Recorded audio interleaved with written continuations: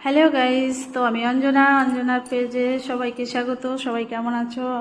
আশা করি অনেক অনেক ভালো আছো, আমিও ভালো আছি। তো অনেক দিন পর তোমাদের দাদাভাইকে নিয়ে একটু বেরিয়ে পড়লাম, কারণ ও তো বাড়ি থাকে না সব সময়, আর কোথাও বেরোনো হয় না। দুজন বেরোনো মানে কি খুব ভালো লাগে, আর একা আমি কোথাও যেতে পছন্দ করি না, মানে আমার ভালোই লাগে না।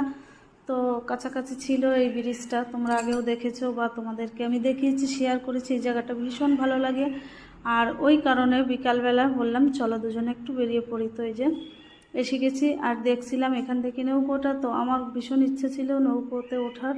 তো ওদিনকে মাঝি ছিল না, নৌকো ছিল তালা মারা। তো তোমাদের দাদাভাই বললো ঠিক আছে, তোমার যখন নৌকোতে ওঠার ইচ্ছা অবশ্যই তোমাকে উঠাবো, অন্য কোনো সময় অন্য দিন। তো সেই জন্য কি করব, এখানে একটু হাঁটাহাঁটি করছিলাম আর দুজনে গল্প করছিলাম।